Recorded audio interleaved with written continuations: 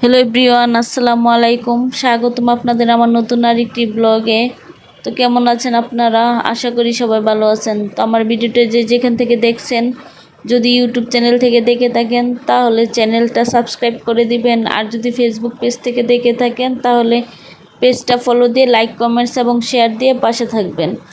তো এই তো কিছুদিনের জন্য এসেছিলাম বাবার বাড়িতে, প্রায় 5-6 দিন ছিলাম।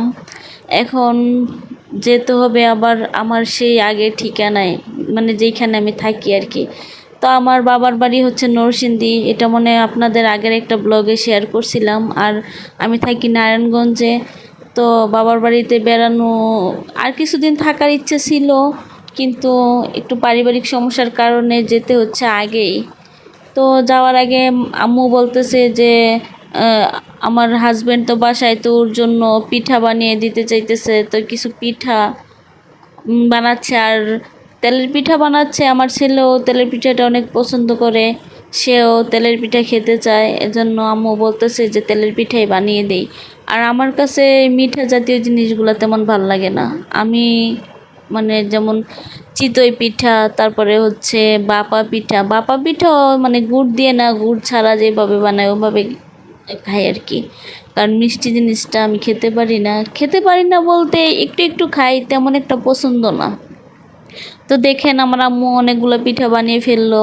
পিঠাগুলো আবার অনেক সুন্দর হয়ে মানে ফুলে উঠতেছিল, দেখতে অনেক ভালো লাগতেছিল। তো রাত্রেবেলা পিঠা বানাইতেছিলাম।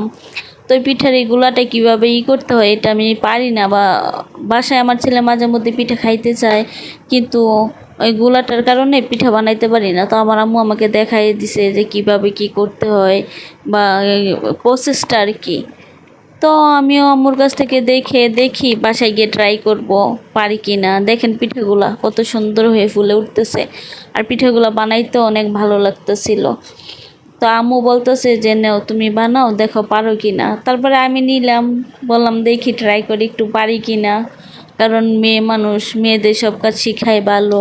আর এখন ছেলে বড় হইতেছে, সেইটা ওইটা খাইতে চায়, তো শিখে রাখা ভালো আর কি। এজন্য বললাম আম্মুকে দাও আমি বানাই।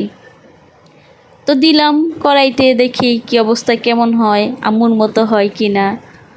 আশা করি হবে, কারণ সব কিছু তো আম্মুই করছে। গোলাটাই তো মেন, তেলের পিঠার ওইটা তো আম্মুই করছে, এখন আমি তো শুধু তেলে ছাড়ছি। এই জন্য বললাম যে হ্যাঁ ভালোই হবে। আমি নিজে থেকে যখন গোলাটা রেডি করব তখন বলতে পারবো যে প্রপারলি আমি বানাতে পারি কি না, বা কেমন হয়। দেখেন কি সুন্দর হয়েছে, মাশাল্লাহ। তো সকালবেলা উঠেই আগে রান্না বান্না চড়াই দিলাম, কারণ আমার আবার একটু সকাল সকাল বেরোতে হবে। তারপরে আম্মু বলতেছে যে শুধু পিঠা নিয়ে যাবা, এই জন্য আবার মাছ রেডি করে বলতেছে যে মাছ, তারপরে হচ্ছে মাংস, আর হচ্ছে আপনার পোলাও, এগুলো রান্না করে দিবে তো বাবুর আব্বুর জন্য। বললাম ঠিক আছে তাহলে দাও, যাবো। আমার আবার রাত যাইতে যাইতে রাত হবে, রাত্রে করে গিয়ে রান্নাটা ভালো লাগবে না, অলসতামি লাগবে। এক জায়গা থেকে জার্নি করে গেলে ওইখান থেকে গিয়ে আবার রান্না বান্নাটা বিশাল বড় এক ঝামেলা। আর দেখেন ফাইনালি আমি রান্না করতেছিলাম, মামু বলতেছে তাহলে তুমি তোমার হাতেই রান্নাগুলো করে নাও। আমি আমার হাতের রান্না অনেক দিন ধরে মানে তোমার হাজব্যান্ড খায় না, তুমি রান্না করো তাহলে ওর কাছে ভালো লাগবে। তো আমি তো বসিয়ে দিলাম রান্না। ইলিশ মাছ ভুনা করতেছিলাম। ইলিশ মাছটা ওর আব্বু বেশি একটা পছন্দ করে না, কারণ ইলিশ মাছে কাঁটা বেশি। কাঁটার মাছটা আমরা একটু কমই খাই। যেমন আমার ছোট বাচ্চা আছে, সে কাঁটার মাছ খেতে পারে না, ওর জন্য বেশিরভাগ সময় আমার পাঙ্গাস মাছটাই রান্না করা হয়। কারণ ওইটা কাঁটা নেই, ও খেতে পারে। আর ওকে খাওয়ানোর ঝামেলা নেই, বাছাবাছিরও ঝামেলা নেই। তো ছোটোবেলা থেকে পাঙ্গাস মাছটা বেশি খাওয়াই, এজন্য এই মাছটাই বেশি নেওয়া হয় আর কি। তো আমার রান্নাগুলার বা রান্নার প্রসেসটা আপনাদের কাছে কেমন লাগে কমেন্টস করে জানাবেন। আর ভিডিওর মাঝখানে একটা কথা বলি, আপনারা সবাই একটু সাপোর্ট করবেন, ভালোবাসা দিবেন, তাহলে সামনে আরও নতুন নতুন ভিডিও বানাতে আগ্রহী হব।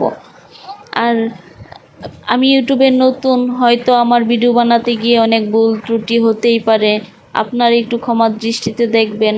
আর কিভাবে মানে প্রপারলি ভিডিও বানাতে পারবো এরকমভাবে সাজেশন দিয়ে যাবেন কমেন্টস বক্সে, আমার ভুল ত্রুটিগুলো তুলে ধরবেন। তাহলে আপনাদের জন্য সামনে আরও অনেক সুন্দর সুন্দর ভিডিও নিয়ে আসতে পারবো।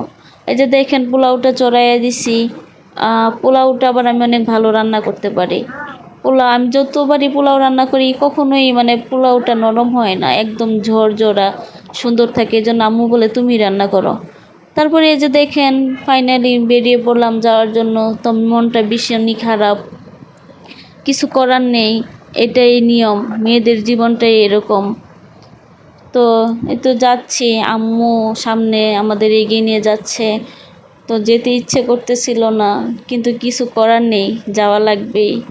তো বেরিয়ে পড়লাম, হাঁটতেছিলাম রাস্তা দিয়ে, আর আমার ছেলেটা তো আমার হাত ধরে হাঁটতেছে। আর আম্মু আমার ছেলেটাকে মানে ওকে দিতে চাইতেছিল না, যে আমার সাথে যাওয়ার জন্য বলছিল যে ওকে রেখে যাও, কিছুদিন পরে আইসা নিয়ে যাবানে। কিন্তু আমার হাজবেন্ড বলতেছে যে দরকার নেই, অনেক দিন তো ছিল, তাহলে এখন নিয়ে আসো, আবার কিছুদিন পরে গিয়ে থাকবে না। তো আমিও ভাবলাম যে থাক, ওর আব্বু যেহেতু না করছে, এখানে থাকার দরকার নেই রেখে যাওয়ার। আর আম্মুও বলতেছে আচ্ছা ঠিক আছে, ওর আব্বু না দিলে জোর করে রাখার দরকার নেই। তো আমিও বাসায় যাব, বাসায় একা একা ভালো লাগে না, ছেলেটাকে আছে, ছেলেটাকে নিয়ে সারাদিন থাকি, সময় পার করি। বাসায় বলতে গেলে আমি আর আমার ছেলেই সারাদিন থাকি, ওর আব্বু তো জব করে, সকালে যায়, আবার সেই রাত 10টা 11টায় আসে, ঠিক নেই কখন আসে। তো মা ছেলে সংসারই বলতে পারেন আপনারা। তো ওকে ছাড়াও আমার ভালো লাগবে না গিয়ে, এজন্য ভাবলাম যে নিয়েই যাই। আর দেখেন আমার মা সামনে আমার ছেলেকে নিয়ে হাঁটতেছে। আর আমি ভাবতেছিলাম যে এই জায়গাগুলোকে ভীষণ মিস করব, কারণ বাড়িতে যে কয়দিন ছিলাম এই জায়গাগুলোতে হেঁটে বেড়েছি। দেখেন আমার বোনের মেয়েটাও আমার সাথে সাথে হাঁটতেছে আমাকে এগিয়ে দেওয়ার জন্য, সেও আমাদের সাথে আসছে। তো ফাইনালি উঠে পড়লাম গাড়িতে, ছেলেকে নিয়ে, গাড়িও ছেড়ে দিছে। তো আজকে ভাগ্যক্রমে জানালার পাশে সিট পাই। আর জানালার পাশে যদি সিট না পাই, তাহলে তো আমার ছেলের এমন জ্বালানো শুরু করে দিবে, ওর জ্বালায় মানে গাড়িতে বসা যায় না। তো জানালার পাশে সিট পাইলে আবার এত একটা জ্বালায় না, যেমন গাড়ি যায় রাস্তায় এটা ওইটা দেখে, তখন আবার কিছুক্ষণ স্থির হয়ে বসে। আর ছোটো বাচ্চা তো গাড়িতে থাকতে চায় না। তো এই যে আরেকটা জিনিস হচ্ছে সবচেয়ে বিরক্তকর, সেটা হচ্ছে রাস্তায় জ্যাম। জ্যাম জিনিসটা আমার এতই খারাপ লাগে, সেটা বলে বোঝাতে পারবো না। সবার কাছেই জানি জ্যাম খারাপ লাগে, কারণ এটা অনেক বিরক্তকর একটা জিনিস, কিন্তু কিছু করার নাই, এই স্যাক্রিফাইসটা সবারই করতে হয়। তো ফাইনালি চলে আসলাম বাসায়। আর বাসায় এসে দেখি যে না, বাসায় সব ঠিকঠাকই আছে। ভাবতেছিলাম যে অনেকদিন বাসায় নেই, গিয়ে দেখি বাসায় কি জানি অবস্থা।